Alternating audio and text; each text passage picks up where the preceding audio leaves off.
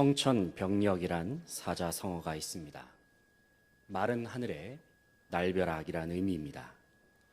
이 말은 우리의 삶 속에 갑작스럽게 일어나는 큰 사건이나 사고를 지칭할 때 쓰입니다. 어제 새벽에는 광주의 어느 클럽에서 갑작스런 붕괴 사고가 있었습니다. 이 사고로 2명이 목숨을 잃었습니다. 이런 소식을 접할 때마다 참으로 한 치 앞도 내다볼 수 없는 인생을 살고 있구나라는 생각을 해보게 됩니다. 예기치 못한 어려움은 우리를 염려하게 만들고 근심하게 합니다. 하지만 예수님께서는 우리에게 내일 일을 염려하지 말라 말씀하셨습니다. 그리고 마태복음 6장 33절에서 먼저 하나님의 나라와 하나님의 의를 구하면서 살라 말씀하셨습니다.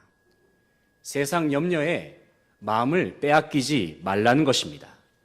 그리고 영원한 하나님 나라를 우리가 소망하면서 우리의 마음을 쏟고 하나님 나라에 우리의 마음을 집중하라고 말씀하시는 것이죠. 왜냐하면 이 세상의 모든 것들은 다 잠깐뿐이기 때문입니다. 반면에 하나님께 속한 것들은 영원하기 때문인 것이죠. 그러므로 사랑하는 성도 여러분, 이 시간 우리가 드리는 예배를 통해서 영원하신 하나님만을 바라보시기 바랍니다. 그리고 하나님 나라에 우리의 소망을 두면서 우리의 삶을 드리는 저와 여러분 되시기를 소망합니다. 오늘 본 말씀은 예수님께서 어느 높은 산에서 영광스러운 모습으로 변형되신 이야기를 담고 있습니다. 그런데 본문의 상황 바로 직전에 제자들에게 매우 당황스러운 소식이 들렸습니다. 그것은 예수님께서 예수님 자신이 곧 있으면 십자가에 못 박히실 것이라고 말씀하셨기 때문입니다. 주님의 말씀은 제자들에게 있어서는 청천벽력과도 같은 소식이었습니다. 제자들은 당황했습니다.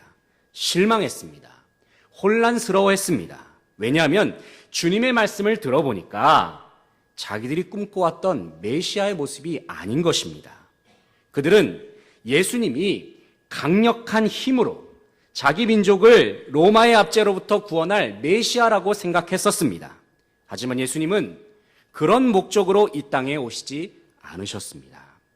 주님은 온 세상 사람들을 죄의 속박으로부터 자유케 하시기 위해서 이 땅에 오셨습니다. 그러기 위해서는 예수님은 십자가의 죽음의 길을 걸으셔야만 했습니다. 하지만 제자들은 이러한 주님의 뜻을 깨닫지 못했습니다. 그저 그들은 자신들이 바라는 것을 이루기 위해서 주님을 따르고 있었을 뿐입니다. 하지만 주님께서는 여전히 제자들을 위한 놀라운 계획을 가지고 계셨습니다. 주님은 그들이 하나님의 뜻을 깨닫기를 원하셨습니다. 그래서 주님의 뜻을 따르고 행하는 참된 제자로 만들기를 원하셨습니다. 주님께서는 제자들을 어느 높은 산으로 데리고 가셨습니다. 왜냐하면 그들을 주님을 따르는 제자로 훈련시키시기 위해서였습니다. 이 시간 본문 말씀을 중심으로 주님의 참된 제자로 나아가는 길이란 무엇인가? 이 시간 함께 생각해 보겠습니다. 첫째는 주님께서는 참된 제자를 세우기 위해서 그들을 산 위로 데리고 가셨습니다. 1절 말씀 같이 한번 읽어보겠습니다. 1절입니다. 시작. 엿새 후에 예수께서 베드로와 야고보와 그 형제 요한을 데리시고 따로 높은 산에 올라가셨더니. 아멘. 1절 말씀을 보니까 예수님께서 베드로와 야고보와 요한을 높은 산으로 데리고 올라가셨습니다. 이제 이곳에서는 그들이 이전에는 경험한 적이 없었던 영광스러운 일을 체험하게 될 것입니다. 하지만 이러한 은혜를 경험하기 위해서는 일단은 산 위로 올라가야 했습니다. 만약에 베드로와 야고보와 요한이 산에 올라가지 않았다면 그들은 주님의 영광스러운 모습을 체험하지 못했을 것입니다. 그렇습니다, 여러분. 참된 제자가 되기 위한 첫걸음은 바로 산 위로 올라가는 것입니다. 우리가 하나님의 은혜를 경험한 것도 마찬가지입니다. 하나님이 어떤 분이신지 알고 싶으십니까? 하나님을 경험하기를 원하십니까? 우리의 믿음이 성장하기를 바라고 계십니까? 그렇다고 한다면 먼저는 은혜의 자리로 올라와야 합니다. 교회에 나오는 것, 주님의 성전문을 밟는 것, 은혜의 자리로 우리의 발걸음을 옮기는 것, 바로 여기에서 우리의 신앙은 출발됩니다. 교회는 예수님께서 지상에 남겨두신 주님의 공동체입니다. 이곳은 예수 그리스도의 DNA가 살아 숨쉬고 있는 주님의 몸입니다. 교회에서 우리는 주님을 만날 수 있습니다. 주님을 예배할 수 있습니다. 주님의 음성을 들을 수 있습니다. 이 시간 하나님께서는 여러분을 향한 놀라운 계획을 가지고 계십니다. 하나님께서 행하실 놀라운 일들을 기대하시기 바랍니다. 그래서 이 귀한 은혜의 자리에서 주님의 은혜를 기대하면서 우리가 주님을 바라보면서 주님을 예배할 수 있는 모든 주의 백성들 되시기를 간절히 소망합니다. 둘째로는 참된 제자를 세우기 위해서 주님께서는 산 위에서 주의 영광을 경험케 하셨습니다. 2절 말씀 같이 한번 읽어보겠습니다. 2절입니다. 시작.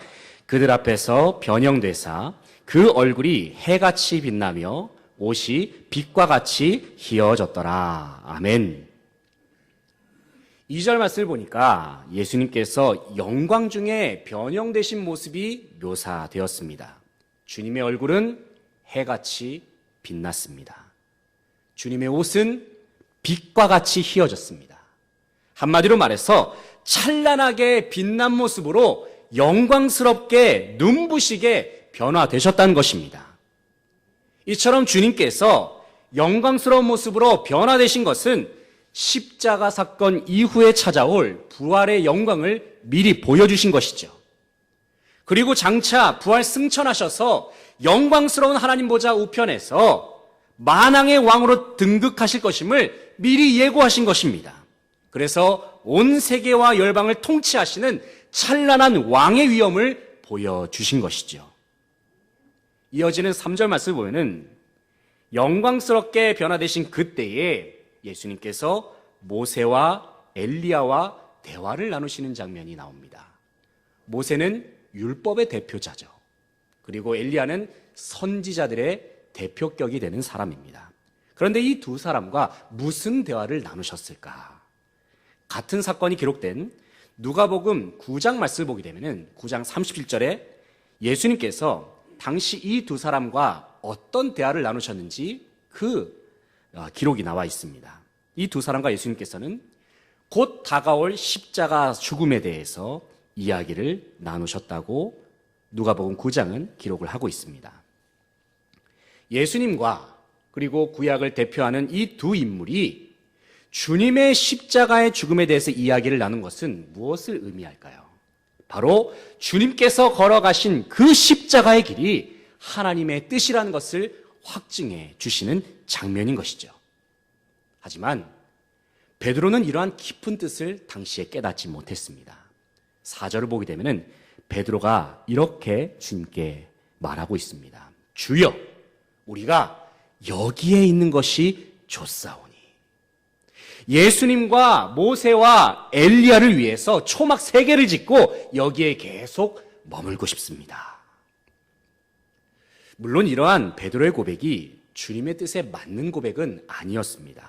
하지만 한편으로는 베드로가 얼마나 감격스러웠으면, 그 영광스러운 장면을 보면서 얼마나 기뻤으면, 그 모습이 얼마나 참 찬란하고 그 모습에 매료되었으면 이런 말을 했겠는가, 이런 생각도 해보게 됩니다. 사랑하는 성도 여러분, 여러분은 주님과의 만남으로 인한 뜨거운 감격을 경험해 보신 일이 있으십니까?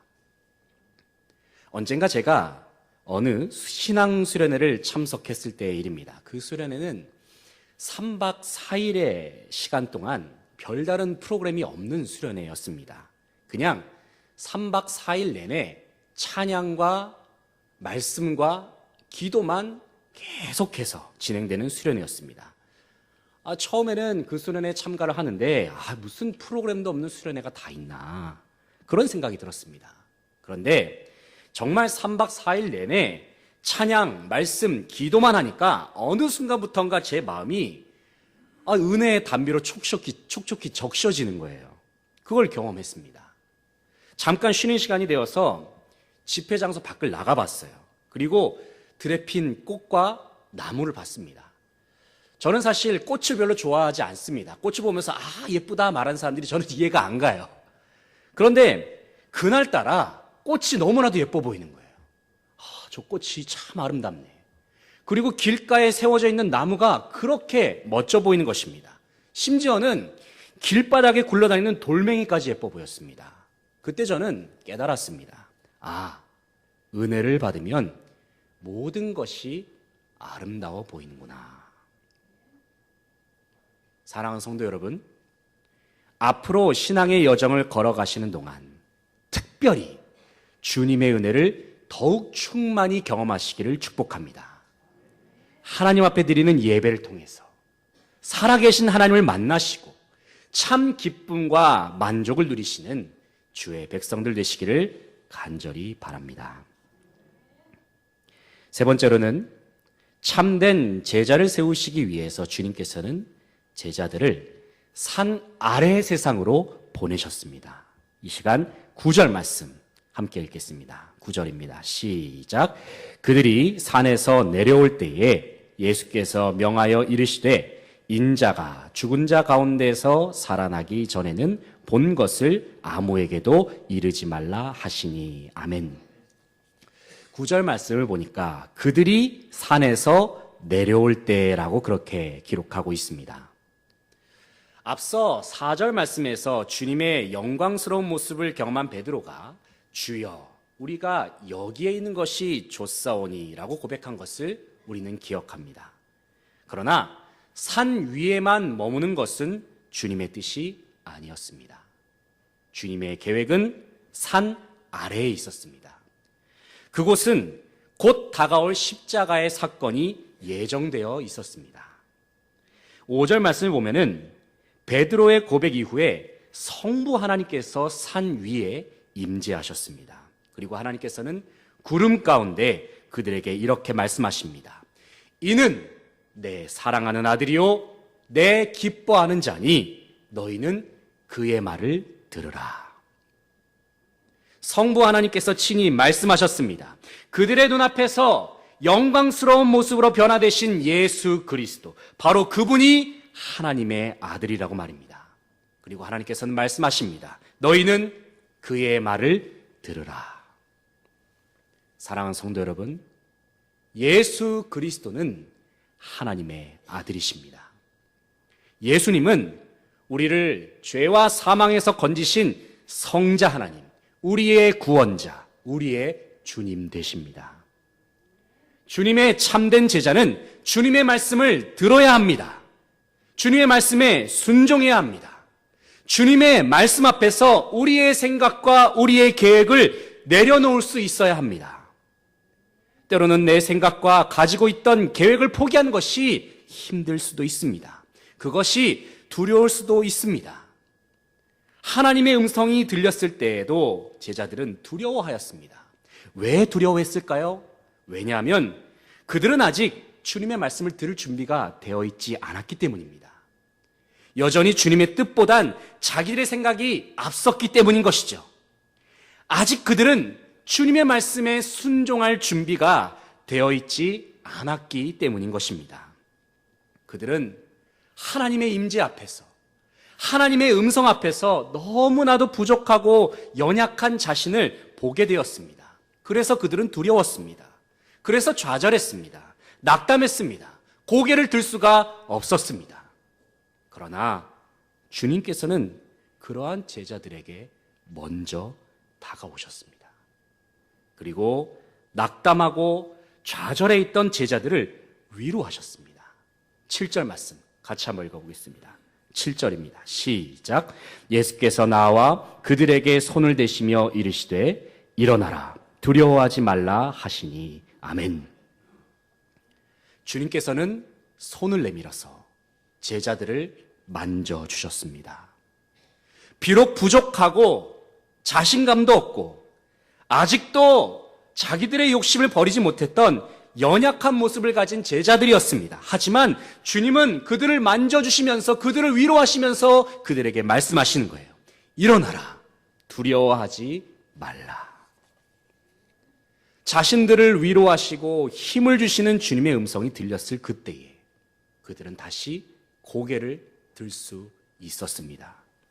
그리고 그들이 고개를 들었을 때에 그들 앞에는 오직 단 하나의 장면만 그들의 눈에 들어왔음을 성경은 힘있게 강조합니다. 8절 말씀 같이 한번 읽어보겠습니다. 8절입니다. 시작. 제자들이 눈을 들고 보매 오직 예수 외에는 아무도 보이지 아니하더라. 아멘. 오직 예수 외에는 아무도 보이지 아니하더라.